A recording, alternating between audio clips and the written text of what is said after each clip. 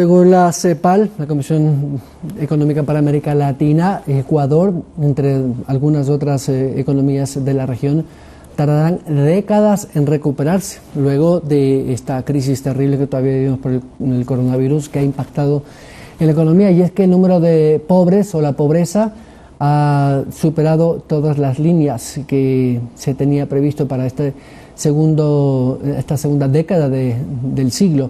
Lamentablemente nadie tenía previsto ese escenario y la recuperación económica va a ser muy difícil y sobre todo volver a los índices aceptables, si se quiere, del 2018 o 2019. Incluso la pobreza extrema y los índices de desnutrición son graves y críticos, tanto así que, como ustedes conocen, la presidencia a través, o mejor dicho, el gobierno a través de la vicepresidencia, tienen un programa específico para el denominado desnutrición infantil Hambre Cero. Con nosotros el catedrático y columnista del El Telégrafo, don César Ulloa. ¿Cómo está usted, doctor? Buenos días, gracias por acompañarnos hasta ahora en el Telediario.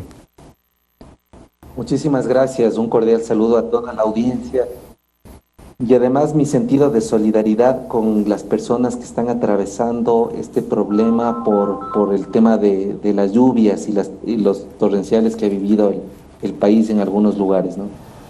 Sí, como dice vulgarmente, tras cuernos palos, y cuando el pobre saca a secar la ropa, valga la redundancia, llueve. Lamentablemente es así, es la historia que hemos vivido durante décadas. Pero está siendo muy mala la crisis económica, la sanitaria. Quien no tiene un plato de comida tiene que cuidarse al extremo de no contagiarse, y encima más también esta situación atmosférica de este duro invierno que estamos atravesando. Doctor, estos parámetros que da la CEPAL a propósito del crecimiento de la pobreza en América Latina, particularmente de países como Ecuador, ¿en realidad tendremos 10 años durísimos para recuperarnos económicamente? Bueno, habría que precisar que la economía ecuatoriana tuvo un frenazo muy potente ya en el 2015 como resultado de dos factores que no se puede pasar por alto, y el primero es la caída abrupta de los precios del barril de petróleo, y la segunda es la caída de la venta en volumen, pero también en precio de las materias primas o commodities. Es decir, el Ecuador ya atravesaba una situación compleja en términos económicos en el 2015, y que esto se exacerba, ¿no es cierto?, se agudiza cuando el gobierno comienza a tener un déficit muy alto, es decir, cuando tiene más egresos que ingresos, es decir, cuando tiene más que pagar que recursos que le entran a las arcas del Estado. Y eso provocó, ¿no es cierto?, que se provoque o se trate de incentivar ciertas medidas de ajuste que devienen el decreto 883 con las consecuencias que todos ya conocemos. Es decir, veníamos de una crisis del 2015, se trata de tomar algunos correctivos que fueron popularmente resistidos, que fueron popularmente, ¿no es cierto?, rechazados. Y luego viene una variable externa que es la pandemia, que prácticamente puso en confinamiento la economía de los países sin excepción alguna, porque las dificultades atraviesan desde los países más desarrollados, pero indudablemente afecta a economías como la nuestra, que tienen un alto nivel de fragilidad por algunos elementos. Primero, una dependencia muy fuerte a una economía rentista, es decir, a la venta de precio de hidrocarburos. La segunda, una economía que no ha sabido traer inversión extranjera directa, por lo tanto el Ecuador es el país con menos inversión extranjera directa, solo comparando con los países de la región. La tercera, es un país que tampoco ha logrado, y digo desde la transición a la democracia, que ya son bastantes años, incentivar una economía en donde se privilegie sobre todo el papel de los pequeños y medianos empresarios, que son los que generan más empleo. Y cuarto, que tampoco hemos tenido la capacidad de generar cierto ahorro en la época de mayor bonanza, ¿no? Cuando no se tiene ahorro, no hay inversión extranjera, cuando hay una precarización en cuanto al nivel del empleo, entonces cualquier variable externa podía ser una bomba, y lo que nosotros estamos viviendo es una suerte de bomba de tiempo, ¿no? Ese podría ser como mi primera lectura, que puede ser diagnóstica, pero que nos ubica en la situación actual que atraviesa el Ecuador. Doctor, según estos estudios de la CEPAL, habría de 4 de cada 10 ecuatorianos en la línea de la pobreza, viviendo con casi $2 al día. Pero también tenemos una ola migratoria que no para. Hemos visto las crisis de los migrantes venezolanos, sobre todo, que se ha ahondado en este último año. Vemos que están especie de encerrón entre la frontera colombiana y la frontera peruana. Miles de ellos. De hecho, en Huaquillas, por ejemplo, son casi 7.000 venezolanos que intentan cruzar a Perú, pero esto también impacta en la economía porque de alguna otra manera incrementa también la inseguridad, los problemas sociales y claro, la relación también en la economía porque hay un fenómeno que no es nuevo, pero que en esta pandemia creo que se ha acentuado, la precariedad laboral, es decir, hay pequeños emprendimientos o negocios que buscan contratar a estos migrantes fuera de los parámetros de la ley porque saben que para un migrante, por ejemplo, recibir 200 o 300 dólares sin contrato es mucho más barato para el emprendedor, lamentablemente, con la precarización laboral. ¿Cree usted que también este impacto de la migración venezolana en esta situación actual puede ahondar más la crisis económica? Bueno, en Venezuela se vive el sálvese quien pueda. Venezuela atraviesa una crisis humanitaria que es el mayor éxodo que se ha producido en décadas en un país de América Latina porque su gobierno ha expulsado de manera directa a 5 millones de personas. O sea, eso es algo abismal. Solo comparado y eso con refleja, Siria. Perdóneme, digo, solo comparado con lo que se vivió en Siria. Así es. Indudablemente, o sea, lo que quiere decir que un modelo como el que lleva a cabo Venezuela es imposible de pensar que ni siquiera se pueda imitar. Es decir, para quienes están privilegiando este modelo como el venezolano, es demencial. O sea, no se puede decir que un modelo económico funciona bien cuando 5 millones de personas han sido expulsadas. Es decir, este es un tema ya de lógica y además de lógica de sensibilidad y un poco de sensatez.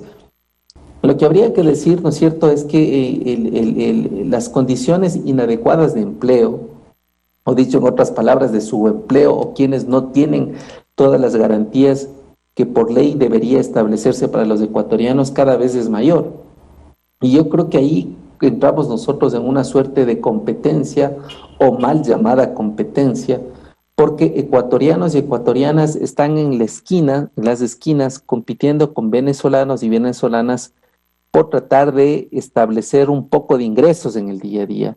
Es decir, vemos que hay una precariedad en la población ecuatoriana que además se agudiza y entra en competencia en lo poco que existe en las calles con la población que está en condición de crisis humanitaria. Y claro, aquí habría que decir dos cosas. La primera es que yo estoy completamente convencido que la población venezolana bajo ningún punto de vista le agrada, a nadie le agrada esta situación que atraviesan. Pero por otro lado también esto ha hecho que el Estado ecuatoriano, el Estado, es decir, administrado por las instituciones que tienen competencia en este tema, hayan tomado ciertas medidas adecuadas, ¿no? Creo que el impacto de Venezuela indudablemente tiene sus coletazos en Colombia, en Perú, en Ecuador y en Chile. Es decir, hay varios países que están indudablemente afectados y esto hace que en la economía informal, en lo que se conoce como economía informal, sea más evidente, sea más visible la precarización del trabajo.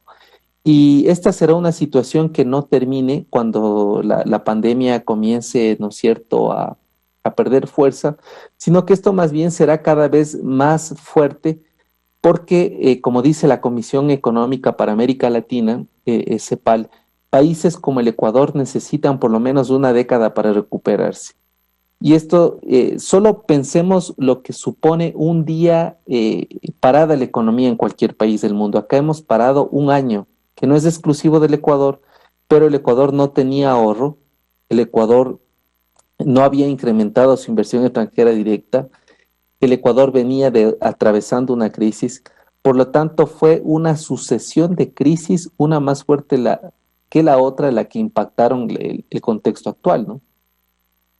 Sí, la situación es complicada, pero aquí surge necesariamente una pregunta un poco electoral, y es que las dos propuestas de los finalistas son radicalmente extremas, la del señor Arauz y la del señor Lasso. ¿Usted cree que el electorado puede hacer estos análisis un poco en función de qué propuesta de estas dos podría recuperar en algo, no digo mejorar, pero recuperar en algo la economía para que se generen nuevos empleos o se recuperen los empleos? Digo esto porque estamos en una situación muy crítica del empleo y la recuperación no va a venir por decreto, sino por la creación de políticas que le permitan al sector privado generar riqueza y por lo tanto mano de obra. ¿Cree usted que el electorado se puede hacer este tipo de respuestas o mejor dicho de análisis? A ver, lo que nosotros tenemos claro es que en términos de economía, 9 de cada 10 ecuatorianos están a favor de la dolarización, porque esto desde su implementación en el Estado tuvo la posibilidad de reducir la inflación, tuvo la posibilidad de evitar la emisión inorgánica de dinero, tuvo la posibilidad de frenar la especulación, tuvo la posibilidad de estabilizar la economía. Entonces, yo creo que cualquier intento o medida económica que vaya por la creación de una moneda propia y que deje al traste una de las instituciones que en el país se ha creado y que 9 de cada 10 ecuatorianos y ecuatorianas estamos de acuerdo, sería un error calamitoso. Lo segundo, creo que los ecuatorianos y ecuatorianas deben tener bastante claridad que cualquier medida asistencial de corte clientelar, es decir, asistir para asegurar un voto, ofreciendo cualquier cosa, no nos saca de la situación en la cual vivimos. Creo que ecuatorianos y ecuatorianas deben tener claro que lo que necesitamos son medidas contundentes en cuanto a políticas de mediano y largo plazo que puedan reactivar la economía con cosas importantes. El mayor empleador en el Ecuador es el pequeño y el mediano empresario, no es el Estado y no debe ser el Estado tampoco. El Estado tiene unas competencias, unas atribuciones, maneja unos recursos para generar condiciones